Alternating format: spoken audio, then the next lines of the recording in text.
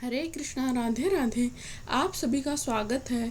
आज मैं आपको बताने वाली हूँ कि हमारे से ऐसी कौन सी गलतियाँ हो जाती है जिनकी वजह से माता लक्ष्मी जी हमारे घर से रूठ कर चली जाती है। हर इंसान अपने जीवन में सुख संपत्ति चाहता है और सुख संपत्ति की देवी है माता लक्ष्मी जी। और हम कुछ गलती पूर्वक ऐसे कार्य कर देते हैं जिससे माता लक्ष्मी जी रुष्ट होकर हमारे घर से चली जाती है। तो आज की वीडियो में हम बात करेंगे ऐसे कौन से पाप हैं जो हमारे से जाने अनजाने में हो जाते हैं, जिनके कारण हमारे घर से धन दौलत सुख समृद्धि सभी चली जाती है। माता लक्ष्मी स्वयं कहती है, पापी स्त्री, तेरे गंदे कर्मों की वजह से मैं तेरे घर से जा रही हूँ। क्या आप जानते हैं कि कुछ घर ऐसे होते हैं जहाँ पर माता लक्ष्मी जी कभी प्रवेश नहीं करती है। हाँ, कुछ छोटी छोटी ऐसी गलतियाँ होती हैं जो माता लक्ष्मी जी को हमारे घर से दूर कर देती है और वे घर को छोड़कर चली जाती है, तो वहाँ पर पीछे बच जाता है दुख दरिद्रता का साया। आज हम वह बात जानेंगे कि माँ लक्ष्मी जी को वे कौन से काम है जो नाराज कर देते हैं। कैसे एक स्त्री का कर्म तय करता है कि उस घर में सुखी रहेगा या गरीबी रहेगी। पुराने समय की बात है।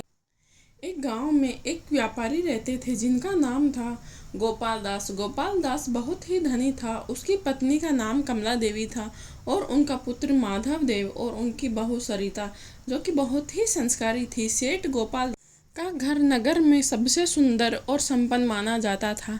घर के चारों ओर हरियाली थी, विशाल भवन था, आंगन में तुलसी का चौरा बना हुआ था। रोज सुबह शाम दीपक किलो में भगवान विष्णु और माता लक्ष्मी जी की पूजा अर्चना होती थी। कमला देवी बहुत ही धार्मिक प्रवृत्ति की थी। वे हर शुक्रवार को माता लक्ष्मी जी का पूजन करती, स्नान करके केसरी वस्त्र धारण करती और सुगंधित पुष्पों से माता लक्ष्मी जी का श्रृंगार करती और पूरे घर में गंगा जल का छिड़काव करती थी। माँ की कृपा से उनके घर में कभी भी धन दौलत की कमी नहीं रहती थी, ना ही अन्न की और ना ही प्रेम की। कहते हैं कि जहाँ पर माता लक्ष्मी जी की पूजा अर्चना होती है वहाँ पर उस घर पर कभी भी धन की कमी नहीं होती है, ना ही प्रेम की होती है। सेठ गोपाल दास विनम्र और ईमानदार व्यापारी था। व्यापार में सत्य बोलना और उचित लाभ लेना यही उसका नियम था। नगर के लोग कहा करते, जहाँ पर धर्म होता है वहाँ पर स्वयं लक्ष्मी जी निवास करती है। और अगर सच में उनके हर घर के कोने में लक्ष्मी जी का प्रकाश बसा हुआ था। समय बीतता गया। एक दिन सेठ गोपाल दास का व्यापार इतना बढ़ गया कि उसने विदेशों में अपने व्यापार के केंद्र खोल लिए। वह अब दिन रात धन गिनने में व्यस्त रहने लगा। पहले जहाँ पर हर रोज सुबह शाम भगवान विष्णु के चरणों में सिर झुकता था, अब वही कहने लगा है कि समय का है पूजा का। यह सब तो खाली दिमाग वालों का काम है। कमला देवी को यह परिवर्तन बहुत ही खलने लगा। ये बोली, सेठ जी भूलिए मत, ये सब धन है वो सब हमें माता लक्ष्मी जी की कृपा से ही प्राप्त हुआ है। अगर आप पूजा पाठ छोड़ देंगे तो माता लक्ष्मी जी रुष्ट हो जाएगी। और कहते हैं कि जब माँ लक्ष्मी रुष्ट हो जाती है तो धनवान से धनवान भी कंगाल होने में समय नहीं लगता। तो सेठ जी हंसकर बोलते, अरे कमला, लक्ष्मी जी तो मेरे परिश्रम से प्रसन्न है, तंत्र मंत्र से नहीं। धर्म पूजन तो बुढ़ों का काम है। बहू सरिता जो नई नई आई थी वह भी धीरे धीरे शहर की चमक में खोने लगी थी। अब वह तुलसी के पूजन की जगह दर्पण के सामने बैठकर घंटों सजने लगती। माधव अपने पिता से ही शिक्षा मिली, वैसे ही उसे सोचता कि पैसा ही सब कुछ है। इस प्रकार उसके घर से धीरे धीरे श्रद्धा भक्ति और सादगी का प्रकाश धीरे पड़ने लगा। शुक्रवार की रात्रि थी। कमला देवी ने अकेले ही पूजा करने लगी तो दीपक की लौ डगमगा रही थी। उनका मन माँ के चरणों में था। उन्होंने प्रणाम करके कहा, माँ, इन सब पर अपनी कृपा दृष्टि बनाइए रखना। रात गहराई, सब सो गए। तभी घर के आंगन में एक तेज प्रकाश फैला। कमला देवी ने देखा कि माता स्वयं लक्ष्मी जी खड़ी है। सफेद वस्त्र, सुनहरी आभा और कमल के आसन पर विराजमान है। उनके चेहरे पर गंभीरता थी। कमला देवी कांपते हुए बोली, माँ, आप स्वयं मेरे घर पर आई है, मैं धन्य हो गई हूँ। पर आपके मुख पर ये ऐसी उदासी क्यों है? ये उदासी आपके मुख पर अच्छी नहीं लगती है। तो माँ लक्ष्मी बोली, कमला, तुम्हारा हृदय भक्ति से भरा है, पर इस घर से अब धर्म की जड़ें सूख चुकी है।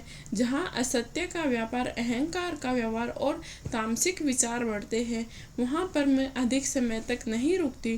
तो कमला देवी रो पड़ी कि माता रानी कृपा करे, ऐसा नहीं कहे। तो माता लक्ष्मी जी ने कहा, जब तुम्हारे घर के पुरुष धन के पीछे सत्य को छोड़ देते हैं, जब स्त्रियां श्रृंगार करने में व्यस्त होकर माता की भक्ति भूल जाती है, जब भोजन करने से पहले ईश्वर का स्मरण नहीं किया जाता है, तब मैं वहाँ नहीं रुकती हूँ। आज मैं प्रस्थान करने जा रही हूँ। इतना कहकर माँ की दिव्य मूर्ति धीरे धीरे प्रकाश में विलीन होती गई। कमला देवी रोती रही। उस रात के बाद ब्राह्मण का, सेठ का परिवार, सब कुछ बदल गया था। सेठ गोपाल दास का व्यापार गिरने लगा। जहाँ कल तक सोना बहता था, अब आज घाटे की खबरें आने लगी। मजदूर भाग गए, साझेदार थे वो भी धोखा दे गए। माधव इतना बीमार पड़ गया कि बहू सरिता का घर में मन ही नहीं लगता। रसोई में जो भंडारा भरा रहता था, वह अब धीरे धीरे खाने को लाले पड़ने लगे। वह सब खत्म हो चुका था। कमला देवी सब समझ गई कि यह सब माता लक्ष्मी जी का संकेत है। अब कमला देवी रोज सुबह उठकर तुलसी के पास बैठती और रोते हुए माँ से क्षमा मांगती। पर परिवार के बाकी लोग भी अपने कर्मों को नहीं बदल रहे थे। एक दिन नगर में एक महान संत पधारे थे। उनका नाम था स्वामी हरिहरानंद। उनकी वाणी में अपार शांति थी। लोग कहते थे कि उनके दर्शन मात्र से ही पाप कट जाते हैं। कमला देवी उनके चरणों में जाकर गिर पड़ी और बोली, गुरुदेव, हमारा घर उजड़ गया है, कृपा करके बताइए कि हमसे क्या अपराध हुआ है।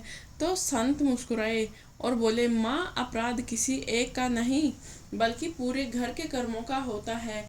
माता लक्ष्मी केवल धन की देवी नहीं, वे धर्म की संगिनी भी है। जब धर्म को त्याग दिया जाता है तो वहाँ पर माता लक्ष्मी जी नहीं रहती है।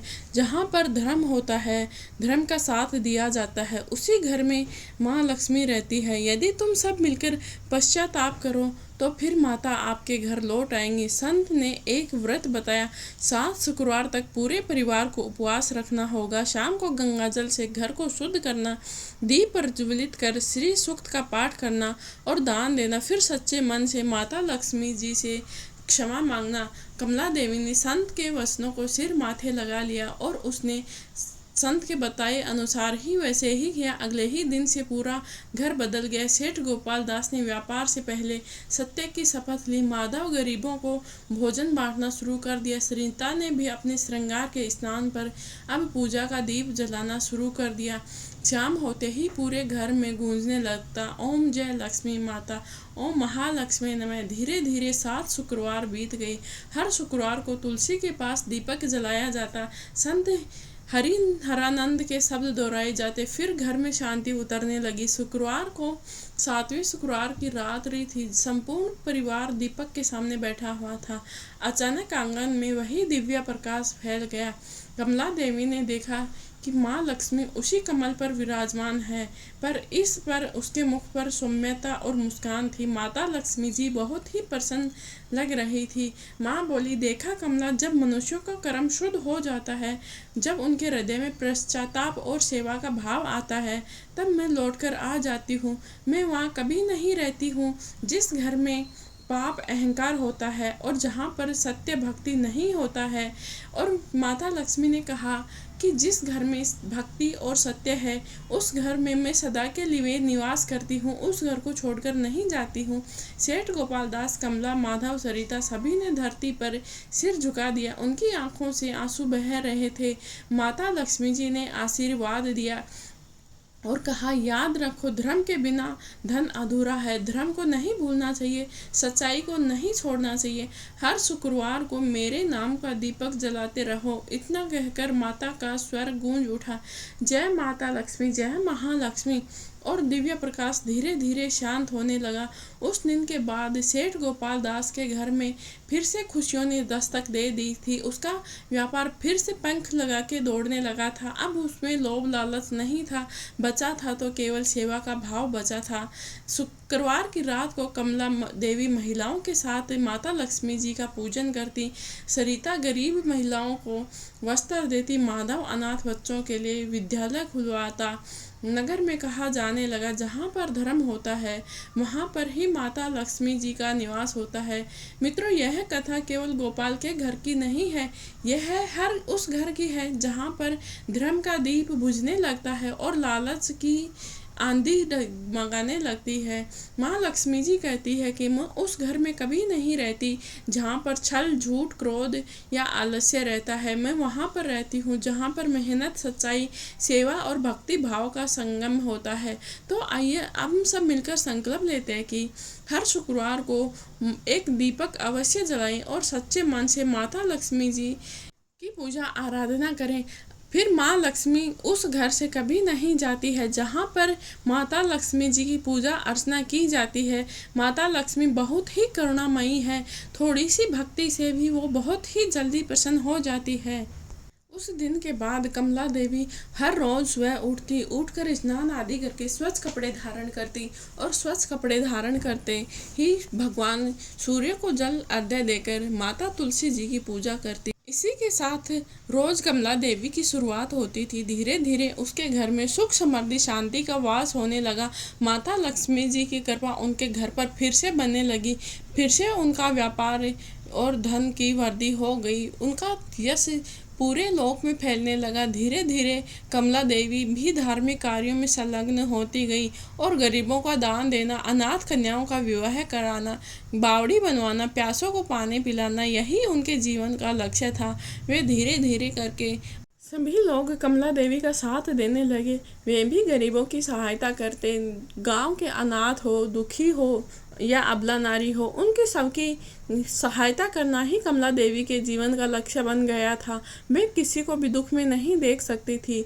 जब भी कोई संकट आता तो सभी कमला देवी के पास आते और उन्हें अपनी समस्या बताते और कमला देवी बहुत ही आसानी से उनकी समस्या दूर कर देती थी। अब तो कमला देवी ने नियम ही बना लिया था कि सबसे पहले वे उठती प्रातःकाल उठ के स्नान आदि करके माता लक्ष्मी जी की पूजा करके, तुलसी माता की पूजा करके ही घर के कार्यों की शुरुआत करती थी। धीरे धीरे ऐसे करते हुए वे सांसारिक जीवन के सभी सुख भोगकर अंत में मोक्ष को प्राप्ति हो गई।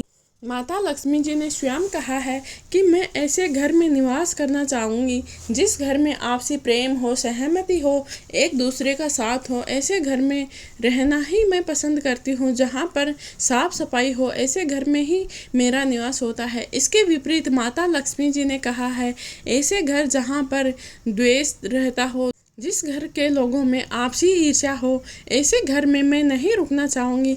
मैं जिस घर में साफ सफाई रहती है उसी घर में निवास करूँगी। तो हमें माता लक्ष्मी जी का आशीर्वाद प्राप्त करने के लिए घर की साफ सफाई नियमित करना चाहिए। हम घर चाहे छोटा हो, उसकी साफ सफाई रोज़ करनी चाहिए। रोज़ माता लक्ष्मी जी का आशीर्वाद प्राप्त करना चाहिए। माता लक्ष्मी जी की पूजा अर्चना करनी चाहिए। माता लक्ष्मी जी थोड़ी सी भक्ति से भी बहुत जल्दी प्रसन्न हो जाती है। इसीलिए जो भी रोज माँ लक्ष्मी जी के सामने एक दीपक जलाता है, उसके जीवन के सभी दुख दूर होकर उसके जीवन में सुख, समृद्धि, शांति आ जाती है।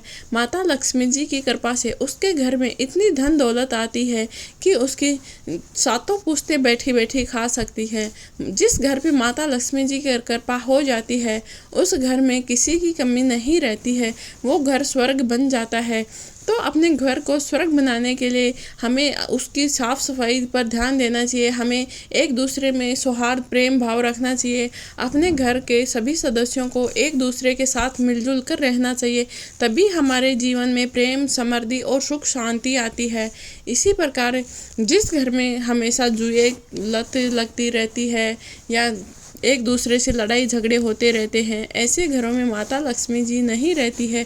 ऐसे घरों में रहती है तो केवल गरीबी, ईर्ष्या, भेदभाव यही रहता है और वे जीवन भर परेशानी का सामना करने रहते हैं।